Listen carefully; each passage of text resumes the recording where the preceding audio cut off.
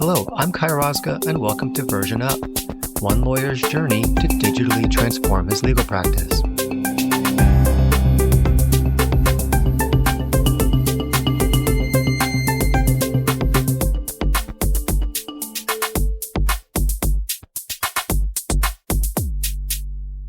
You could say in-house legal is having its AI moment. Agentic AI enables corporates to automate existing work. Sure, that means efficiency, focusing on higher value work. That's great. But it also helps them insource additional tasks currently being shipped out to external providers. That means cost savings, which for a cost center is a big deal. But going agentic requires a change in mindset as much as it requires an upgrade in technology. My guest today, Mathieu Van Assche, joins to talk about how he brings an outcome-driven approach at his company, Flank. Flank helps corporate legal departments deploy AI agents so that they can transition in-house lawyers from using AI as a copilot to using AI as a workflow automator that puts legal work on autopilot. Mathieu is a leading thinker in AI deployment in-house, and I had a great time talking to him. I hope you enjoyed the episode as well. Mathieu, welcome to Version Up. Thanks for having me. Yeah, I'm really excited to have you on. I've been following your LinkedIn activity very closely. Looking forward to the conversation today. Likewise, yeah, thanks for the invite. Can we kick it off by just having you introduce yourself and tell us who you are? What is Flank? Yeah, absolutely. So I'm Mathieu, originally from Belgium, but currently based in London. I joined Flank about a year ago now, so my anniversary is upcoming. I joined more as an operations lead in the business, but to be honest, I work across kind of go-to-market a lot as well, hence my activity on LinkedIn, spending a lot of time on kind of building out our outbound function at the moment, for example, but more specifically to Flank. So what we do, it's a Berlin-based business. So we're very much focused on Europe, but also have clients in America. We also have a few clients more in the UAE, and we very much focus on helping enterprise in-house legal teams deploy agents to the business. So what that really means is that we try to tackle the kind of lower complexity, high volume work that obviously eats up a lot of capacity of in-house teams, but also very often gets outsourced to shared services centers, legal service providers, etc. And we help deploy agents to those businesses to basically resolve that work. So that you can move away from those service providers in the longer term. And before we dive into that topic, what is your background? How did you get into this space? My background is more in corporate finance. So I did a few years in the kind of the banking and private equity front for my sins. Didn't really enjoy it as much. So moved to London about 7 years ago. And I always worked in tech companies, scale-ups, primarily in fundraising, but then moved away from that into chief of staff roles, started a few of my own businesses to then ultimately join Flank more as a generalist, which is why I kind of work across operations and go to market at the moment for them. Got it. So when you talk about focusing on in-house legal teams, that already is an interesting thing because I feel like a lot of legal tech tools are aimed at law firms. This is changing more recently. I feel like I'm seeing more of a shift to deploying and productizing solutions for corporate legal departments. I'm just curious, what's the thinking behind sort of tactically focusing on in-house legal as opposed to law firms or opposed to both? So I think for that, you almost have to go back to the origin story of Flank. So the business actually started in 2019, but was formerly known as Legal OS. And what that business did is it was a no-code tool almost for lawyers, could be law firms, could be in-house teams, to build workflows, etc., to help them manage the work a lot quicker. And we typically, or like to say, we help people manage the work around the work. And I think with the launch of ChatGPT back in 2002, 2023, we realized like, hey, this is a completely new paradigm, a completely new shift, because it will not only help you manage the work around the work, but it could also help you do some of the work itself. And I think very quickly the market split into kind of two paradigms where you have more the copilot software. It could also be your LLMs that helps you do the work a lot quicker. And in a sense, it's very assistive. And I think we've all felt the power of that in the last couple of years, especially with Cloud Cowork more recently. I think that's top of mind for a lot of founders and businesses at the moment. But then you also have the more agentic solutions that works more asynchronously. And that's really where we felt a lot of value would be, because there's, let's say, inexpensive work that's currently being done in an expensive way, either by your teams internally or it's being outsourced, as I said earlier.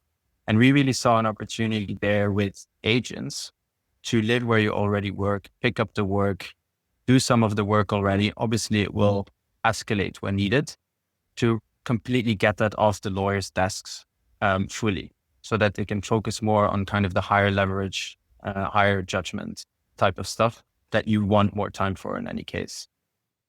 I really like that term, to do the work itself, which is what you describe, generative AI taking us into this realm of tools that can do the work itself. I've called that the notion that generative AI took technology closer to the actual practice of law that lawyers do day to day, because my observation was, until that 2022 revolution, legal technology just wasn't in lawyers day to day. It was in the background. It was there, and it was making things efficient. It was achieving cost savings.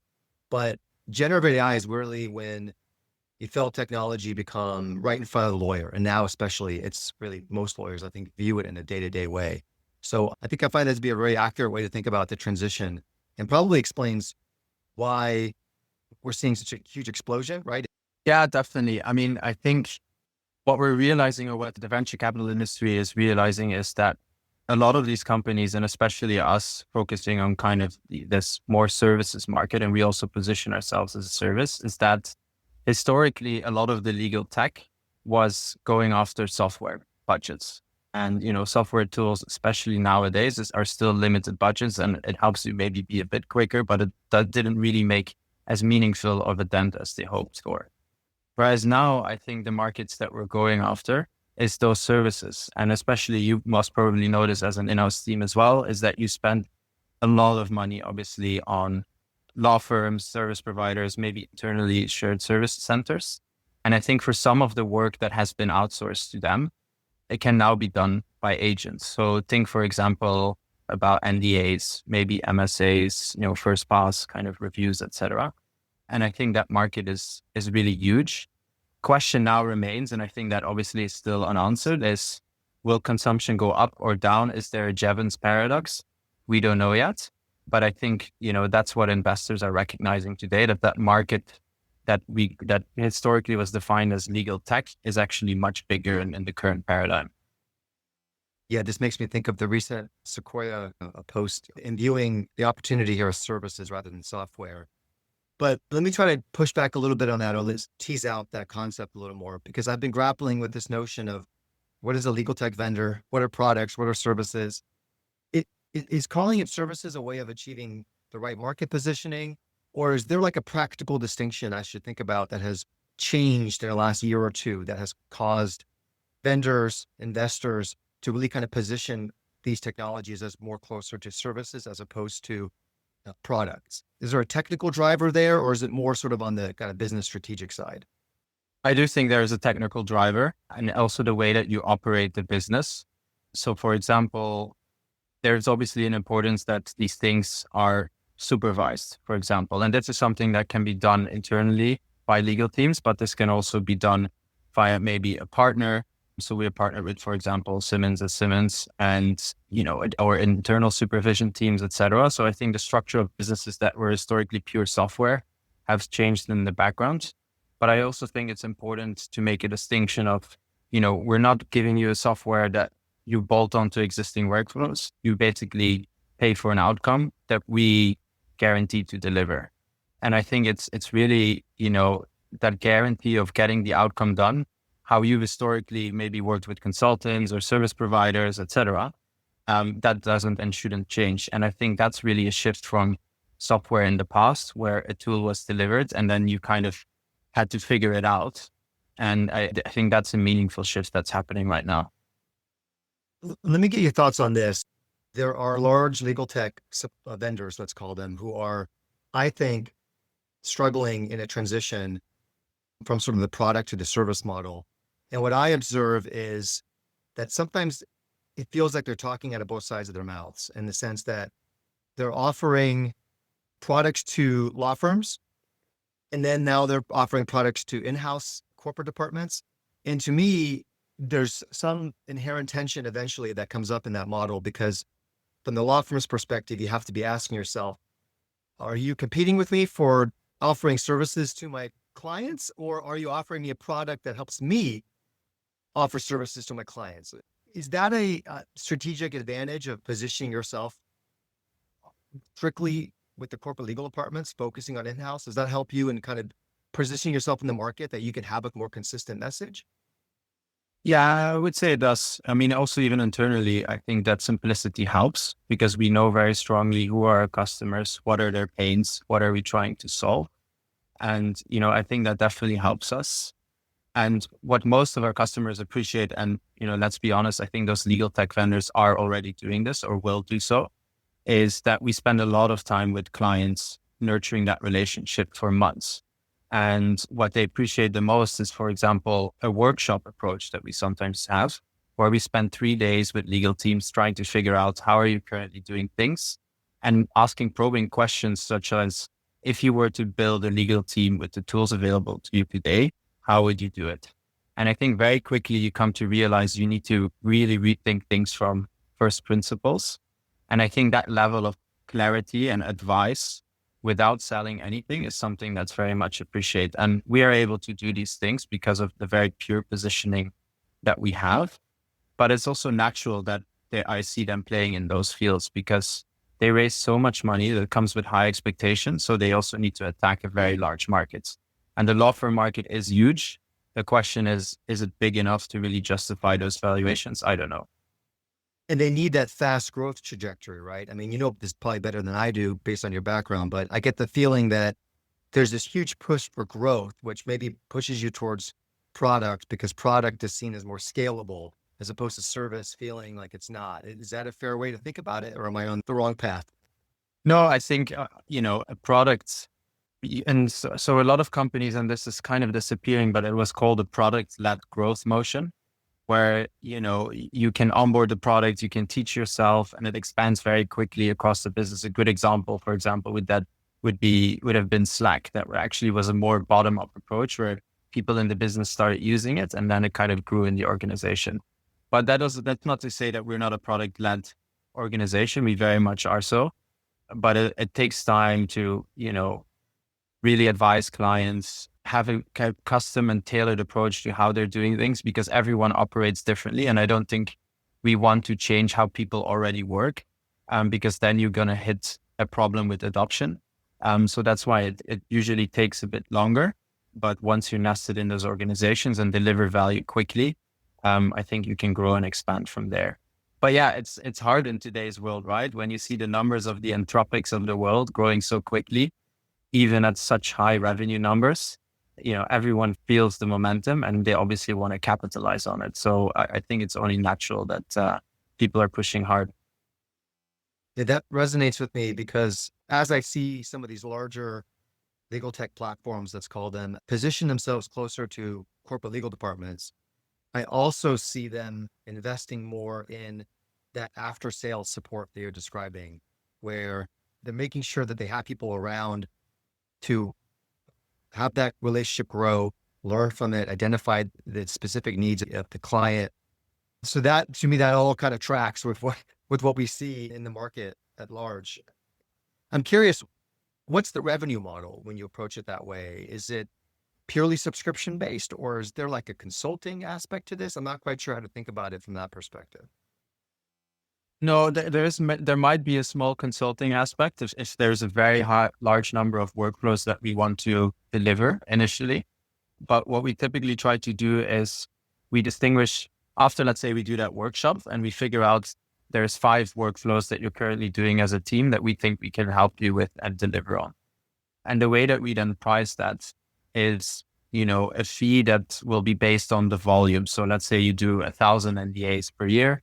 We will price it based on that volume and based on the work that's required to actually build those agents and to deliver that outcome.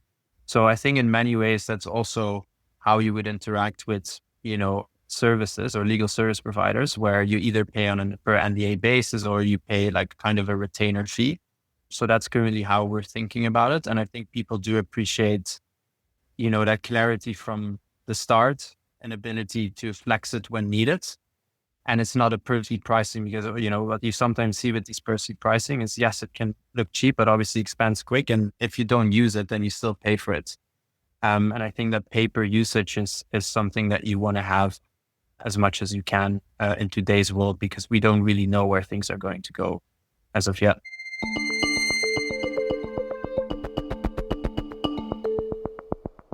Okay, so we've covered sort of the strategic side, the business model, the market positioning. What infrastructure layer do you build on top of? Because I imagine if you represent corporate clients, there's a lot of legacy systems, there's different systems in different divisions, there's different systems and protocols and governance in different regions. There's just a lot of technical debt, for lack of a better word, that you take on when you're trying to deploy something at a large organization.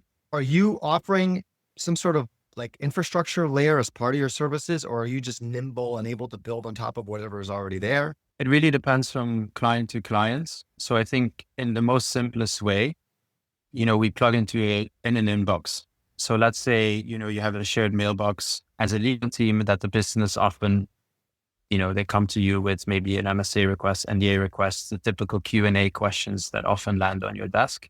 And an agent lives in that inbox and it kind of selects and picks the work that is designated to do. And from that point on, it can automatically resolve work. But what we usually see by default is that it's kind of supervised. So the legal team can then sit in the background supervising those agents, similar to how you would supervise, paralegals or junior lawyers in your business. And it resolves the work to the degree where it can and escalates it if needed. So that's kind of the infrastructure in the background, but it looks very simple because it lives in your inbox. However, there are, as you say, obviously people that might have CLMs that they already use that they would like to continue using, or maybe will deprioritize once these tools are up and running. And we can, tailor our platform to the needs of those CLMs. So for example, circulate things for signature, store it, query that database, etc. These are all things that can be built, and we've done for a few clients, because these drastic changes to completely remove a CLM is sometimes unrealistic. But yeah, I guess what we're always trying to do is we want to avoid changing how people already work, which is why our focus on email is resonating so much with a lot of people. And yeah, that's exactly the kind of thing that we flesh out in those workshops. So if we drill down on one part of that, which is the escalation, because I think every lawyer is always thinking about this. There are some basic things that are going to be fully automated, and that's okay. But I want to make sure things get escalated to me. So how does that work? Is that another email ding that I get as an escalation? Is there some sort of web-based application that I'm logging into to keep track of what I need to approve or review? Let's say from a manager's perspective or a senior lawyer's perspective, how does the escalation layer work? Yeah, so there is indeed a web app that you can go to that has what we call a supervision panel. So let's say, you work in an international business. So a few NDAs came in overnight, the agents will tackle that work. And then in the morning, it will be kind of already has done most of the work. But it will then flag to you like, hey, this is where I got to, but I would flag this where I'm unsure. How would you like to, you can then approve, or you can say, this is what needs to be changed, etc. So you're reviewing the work, and only when you approve it, it can then goes out to the business or that person that has requested said NDA. So there's a panel in the background, but this can also be done via email. So, both are possible. Yeah, that makes sense.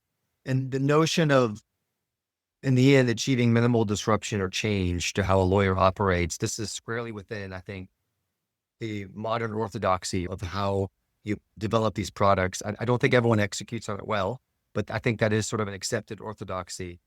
let me ask you sort of a philosophical question. I should have a UX person on this podcast to ask Ben, but you're the strategist. Let me ask you, are we limiting ourselves in some way by sticking to that approach? And are we missing out on opportunities to really transform and change the way lawyers operate by always building incrementally on top of what people are doing?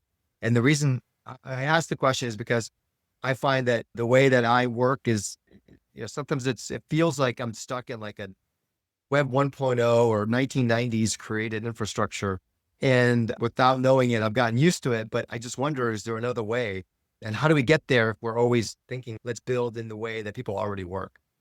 Yeah, it's a really good question. And I think we notice this a lot, for example, when we used to demo our products when it was purely living in email. It's actually very hard to convey the value because it feels almost so human and so familiar that wow effect doesn't land. And I think with some of these supervision panels, for example, you can actually see the work that is done. You can see the red lines it's made, where it's unsure, where it's sure, where it gives suggestions, etc. But I think what people ultimately want is something that is responds quick and intuitively, and it feels natural. So I think that's ultimately what we're trying to deliver, very similar to how we've interacted with consumer products back in the day, where it should take as less clicks as possible to actually get the work done. And I think that's where a lot of the frustration, I mean, in the beginning of SaaS, it was great. But now if you navigate, for example, through a CRM as a go-to-market team, it's incredibly complicated. It takes me ages, and I'm quite technical. It takes me ages to figure out how to set up a workflow. And I think people have a lot of frustration there and want to go back to that simplicity. And I do think, this is an opportunity to rethink those things from the ground up and go back to the core and, just being able to get work done so you can spend all your time on the judgment, the thinking, as opposed to managing the work. Does that answer your question, or how do you feel about it? It does answer my question. And I don't know how I feel about it. I'll be honest with you. I'll give you an example. I created kind of like a Claude workspace for myself on my personal laptop to really engage with it for my personal work, like for example, for the podcast, et cetera. And one of the things that jumped out at me is I'm finding myself using it almost like a operating system in a way. It's manipulating traditional tools in the background, like my email, I have a Word document, I have a PowerPoint presentation, whatever it is. But I'm really kind of controlling it all with this Claude workspace, which feels kind of like a control tower almost. And now eventually I double click and I go through and I open the actual deck itself, right? I open up the PowerPoint, but I spend a lot of time in the workspace as opposed to in those other tools.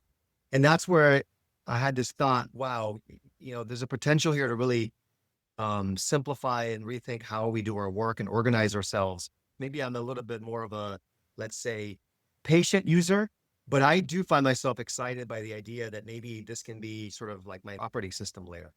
Yeah, it's interesting because I'm currently in a WeWork, and if you go around the WeWork and you look at people's screens, what you see happening a lot now is people prompting LLMs, and you can see then the LLMs obviously reason and go through the steps.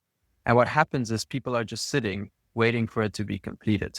So, and this is, yes, it makes you more efficient, but you shouldn't be waiting for it. And I think these are exactly the things that we're thinking about. For example, how should we communicate that work is being picked up so that you can focus on something else? Do we indicate, maybe you suggested, this is how long it will take, or that should be communicated to clients beforehand so that they know what the expectation is? A lot of what we do is expectation management as well, because sometimes you think things will get done in 5 seconds because that's the paradigm, or like what we're used to using ChatGPT in our day-to-day lives as a consumer, but that's not necessarily true for an 80-page MSA review, right? That might take 10 minutes. So I think designing systems for people to get on with their day as opposed to waiting for the LLMs to come back to you is really important. And that's, again, something where I think these copilot models versus more the autopilot models or agentic AI that we're building is that it's almost invisibly being done, and it will only escalate to you when it needs your judgment. And that's kind of can free up a lot of capacity. Once you get to trust, it will actually only reach out when it needs my judgments, as opposed to I need to constantly basically, baby step every part of the workflow, because it's also not necessarily how I would want to work, looking at a screen and seeing something that's being done. It's not an enjoyable experience. So yeah, these are exactly the kind of questions that we face every day as builders and are very interesting to tackle. That definitely clicks with me. I've had that experience now of watching it think. And of course, what I do is what everyone does. I spin up another task and then I'm creating tasks and I'm like, okay, I got to chill out. This is, like at some point you're going to go down this rabbit hole and just be, hyper productive, hyper optimizing, but then you're sort of chasing lower value work probably in the end. So there is a need to somehow calibrate ourselves, I think, in using these tools. And it'd be helpful actually, to your point, if the design took that into account and helped us calibrate it. Yeah, for Cloud Cowork, you definitely try to leverage scheduled tasks as much as you can and let it run, because then it happens without you even knowing. So that's been for me very helpful in my kind of day to day. Once you know it's something that's recurring. That's a good tip. So thank you. That was an incredible deep dive into agentic AI and how you think about deploying these tools internally at a corporate legal department. I want to zoom out and jump into a topic that was something you posted on recently on LinkedIn, which was individual AI versus institutional AI. Can you explain to me what you meant by that and what your thinking is there? Yeah, so I think credit where credit is due. This was actually something based on an article wrote by, I believe, George Sabulka at Andreessen Horowitz, which is a very well-known venture capital investor. And the analogy that he basically drew right now, what we're seeing is kind of what we referred back to a few minutes ago, is that a lot of people have experienced now the magic of AI individually, meaning they got their access to ChatGPT, Copilot, Claude, and they feel very powerful. They suddenly can get things done a lot quicker, maybe even, in spaces where they weren't an expert before, and they kind of play ball with it.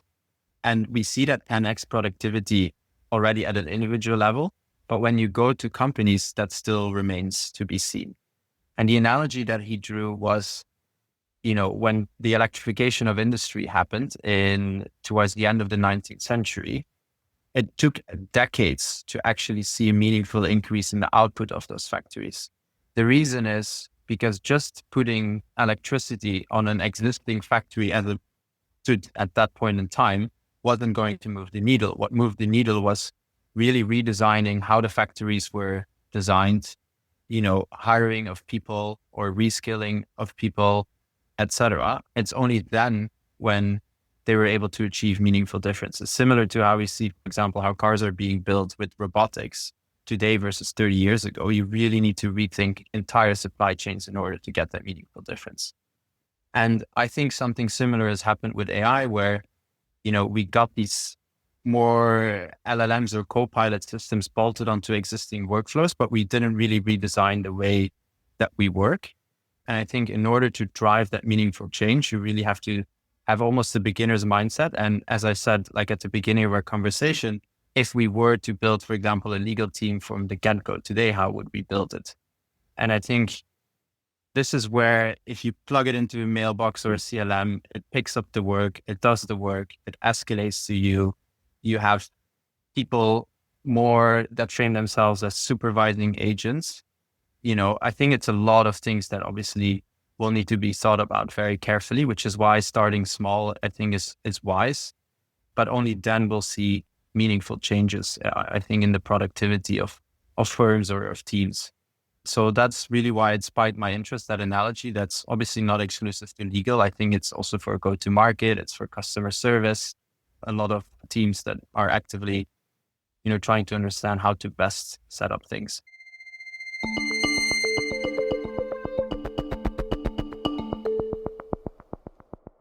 It's interesting. Your company focuses on corporate legal departments, but I often, when these topics come up, I think of law firms because I feel like law firms face more competitive pressure because, of course, they're out there as standalone businesses offering legal services. That's how they make money. And that's where their costs come from. And so they have to think more critically and quickly, I think, about these issues of, okay, do we need to redesign how we deliver legal services?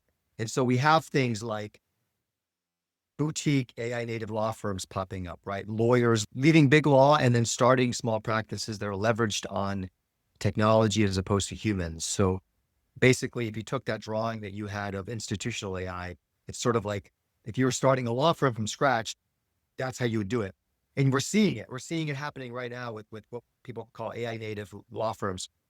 On the in-house side, you can't expect the same thing to happen because no one's going to take a legal department in the company and move it somewhere else, right? That doesn't make any sense. It exists to support the company that it operates in. And so I find it more difficult to actually get insight into what legal departments are doing at large corporates because of that, because we don't have those kind of market signals where someone opens up a boutique corporate counsel department.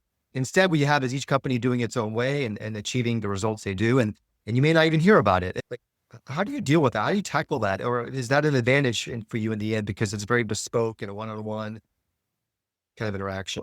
Well, I actually would like to bring up, so last week I was at an event from the lawyer, which was I think the legal transformation summit. And there was one day very much focused on in-house teams. And one person made a comment saying, the way that we should think about how we structure our legal teams should really be in line with the goals of the organization, right? And I think what a lot of people are struggling with right now, there's so many legal vendors and there's so much capital in the market. So everyone is obviously chasing that deal. And it's very solution-based approach where they say, let's bolt AI onto everything and it will make you quicker. And I felt in the room what people are grasping for is a more problem-oriented approach where they're able to claim or say, this is really where a big bottleneck of our lives.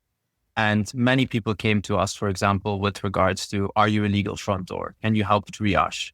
Because where a lot of my juniors are spending time on is chasing people for details, answering Q&A after Q&A that people could really be able to look for themselves. Yep. And I think the goal for you as a legal team is really to obviously support the growth of the business and making sure that you can unlock as many people as you can. And where the frustration very often lies in those teams is lack of capacity and being a blocker. Nobody likes to be a blocker in a business. So that's why we very much frame also, our focus on the lower complexity, high volume work, which is taking up so much of your time, but you don't necessarily want to do. And I think resolving that, and also what's typically outsourced very often, especially if there's seasonality to legal service providers, is that if you can do that work quicker, the business moves quicker. And in that sense, it becomes a much more commercial conversation and narrative that, I think is a much better way of positioning it, if that makes sense. I really loved, that simplicity and, we need to do what pushes the business forward and we need to start from where our problems lie as a business/team. Yeah. And I think probably this is in part attributable to advancements in the technology, but it's also advancements in strategic thinking, like you're talking about, which is when I think about a year and a half ago, there were all these intake products out there. And I remember going to see them and being like, this is so cool. I want this so bad. There is never a planet on which I can get this deployed at a large, complicated organization. No way. But what you offer now is something a little different, which is the same solution, but much more customizable and much more buildable because you could build it for part of the organization. You could build it on top of whatever existing workflow people have, as opposed to trying to kind of drop a product into an ecosystem. Is that kind of a fair way to think about it? Yeah, exactly. And in some cases, it starts very small. It can be with one particular team, or it only tackles a certain part of the questions that come to you as a legal team. So I think, again, it's really important to build that trust with the tool, with the vendor that you have, rather than really trying to boil the ocean from the get-go, because I've never really seen that go well when you say, like, let's do the whole thing all at once. It's just too much change. And it's hard for us because we need to be patient, and obviously you want to move as quickly as possible. But I think ultimately that's in the long-term benefit of both parties. So Yes. If you're selling to lawyers, you have to be patient. That is a major takeaway. But I like going for the lowest hanging fruit with the process and workflow layer, let's call it. That makes a lot of sense. Let me give you a wish list though, of where I would love to see things go next. And I want to hear your thoughts on whether we're there or what gets us there, which is what I call sort of the data layer. So large enterprises, we have dispersed data, we have legacy systems, we have data that is in emails, we have data that's on SharePoints, we have data that's in some weird legacy systems. And all of it is potentially very valuable for assessing risk, right? If you talk about what does a legal corporate department do, in addition to sort of the problem solving we're describing on the process workflow side, corporate legal departments are responsible for risk, assessing it, identifying it, mitigating it. And when we do advisory, we need context, which means we need to understand what the business needs or wants, what's the history with this particular internal client. All of those things are buried somewhere in the organization in the form of data. Is anyone tackling this problem? Or do you have any thoughts on what's going to help large enterprises kind of unpack that data and extract the value that's buried there?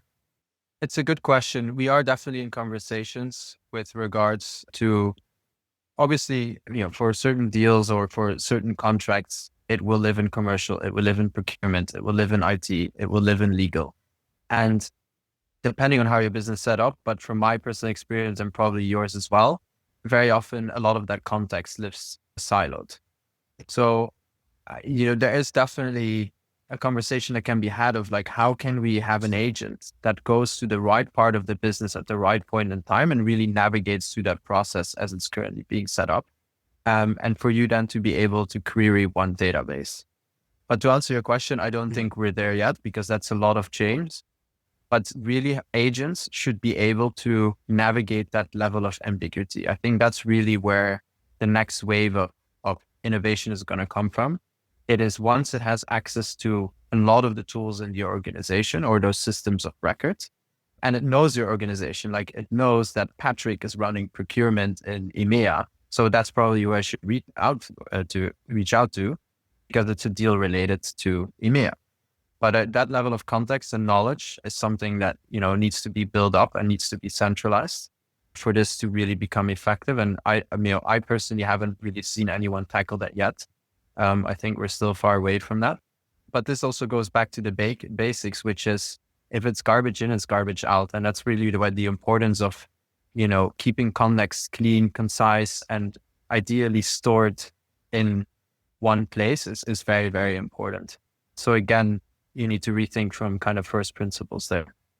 And when you go and find the data, if you move it into a data lake, is there also an issue of sort of data fidelity? Well, first of all, are you pulling the right data, right? You might have 17 different versions of a contract, so you only want to pull the right one. That's problem number one. Problem number two, I guess, when you extract that data or move it, are you preserving it in a way that's going to be maximally valuable to whatever you do with that data? Yeah, exactly. So these are the things that you really need to be certain of as a business is how about do we treat as a source of truth? I guess that should be the contract that was signed. And hopefully there's not multiple versions of it. But it's really going back to the base. And sometimes we have this internally as well, where we have agents, we have our finance team and we have our sales team, and those records, you need to reconcile them. And then very quickly you can use agents to not only reconcile it, but also try to scan the contracts that were historically saying to understand, okay, what is actually the truth here? But even then, this means that you blindly trust an agent, it's gotten very good at these kinds of things, but you obviously want to have a process to check the accuracy for these types of matters. So yeah, I do think where systems of records are going to go, it's a really good question. Like, even the likes of Mark Benioff of Salesforce are getting pushed on this on a daily basis, probably, of where this is going to go. But there's so much to think around security, etc. So I don't, see them being replaced anytime soon, especially given permissions is important, right? Because if you want to make sure that whoever queries an agent for information, that they only get to see the information that they are allowed to see as that person in the organization. But the agent has only one person of context, so it needs to understand also which permissions you have in that business. So these are exactly the things that we need to think about carefully when deploying them to companies. So let's go back to Flank. Who is your team interfacing with at a corporate legal department? I think the people that we speak most to are people that lead on legal operations, head of legal ops at businesses. In some cases also GCs. So those two are very much, the ones that we want to speak to and, a lot to understand how they're working today. But we do see more and more, I'd say, companies that involve sometimes external agencies or that are building like an internal AI capability that also get involved in those teams. Having said this, there's also a ton of companies that obviously do RFPs. So, and those typically go via consultants or legal service providers, etc. So in some cases, these conversations happen alongside partners as well. And then on your side, what does your team look like? Technical side, legal side, operations side? Just curious how you build that out. So we're very much focused on initially product. So we're very product and engineering heavy. That's now shifting a lot towards one forward deployed team. So they're really the ones that sit together with clients for the first few weeks to do kind of that, understanding workflows and giving that advice as to this is where we think we can make a meaningful impact. So forward deployed teams is a very big chunk of our business that plays a very important role. And then alongside that, we have a legal AI alignment team. So what they really do is to make sure that those agents behave like you would expect them to behave in your business, which is quite nuanced because in some cases, the way that, one business red lines versus another, it can be very different. So they're making sure that, that behavior is in line with how they want to see it, but also testing it for accuracy. They can also help with playbook configuration if businesses need help with that and things like that. And then we have our go-to-market team, which is obviously trying to spread the word, doing discovery sessions, initial discovery sessions and things like that. So those are like the 4 key teams that we have as a business. And then in the background, you have the usual operations and people and finance, etc. And when you're dealing with the general counsel, I imagine they're asking themselves and probably asking you about the governance issues and implications of using agents, thinking, oh my goodness, we're going to have decisions being made internally. How are we going to make sure we know what decisions are being made? How do we put guardrails around what decisions can be made? Some of that, of course, is a design question. So I'm sure you're part of that. But more broadly, how are you fielding or helping people with the governance aspects of this? Yeah, exactly. So I think it's very important to understand where, at what point in the conversation does an escalation already exist? So which part of the contracts or Q&A do you feel, these are the things that I think we can relieve as a business? And to be honest, almost everything gets supervised from the start. And then once after, some people might take weeks, for some it might take longer. If they feel like, look, these agents are actually, getting things done very much in line with how our team would do it, then we can start relaxing some of this supervision and automate it. So we'd rather take more the careful approach from the start, based on the workflows that we decided to deploy into.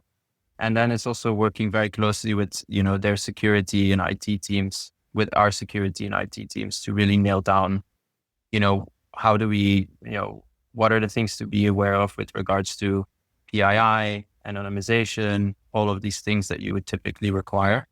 So yeah, that's very much also, it's something that's in the beginning of those workshops that we discuss. Yeah.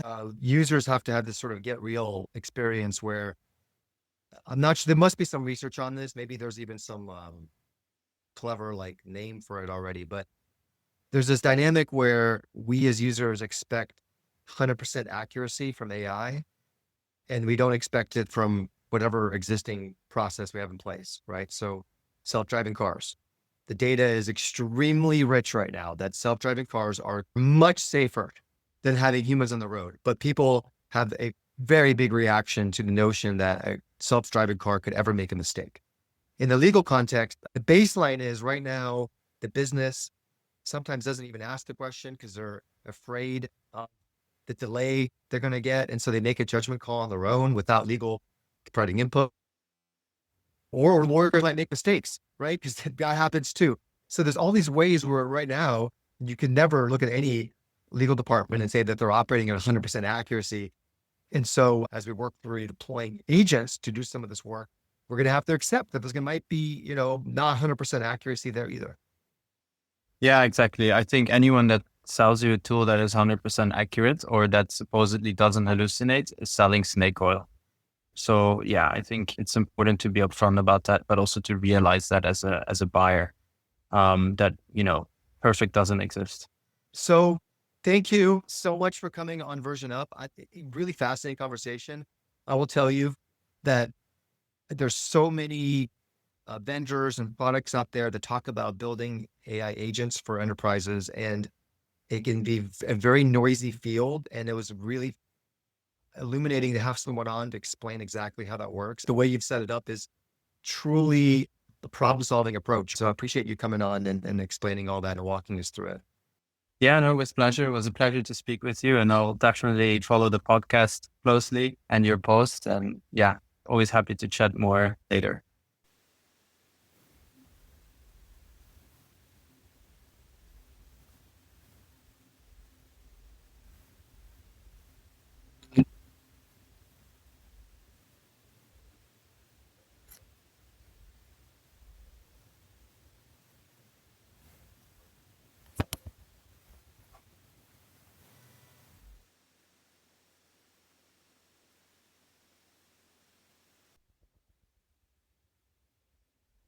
Hello, I'm Kai Rosca, and welcome to Version Up, one lawyer's journey to digitally transform his legal practice.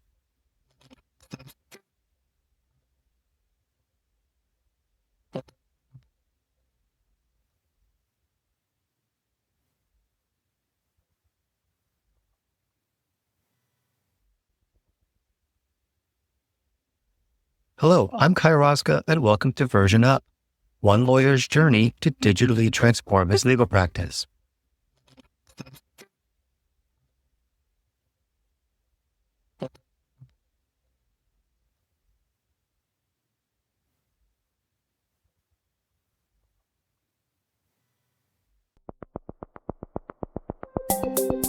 Hello, I'm Kai Rosca, and welcome to Version Up, one lawyer's journey to digitally transform his legal practice.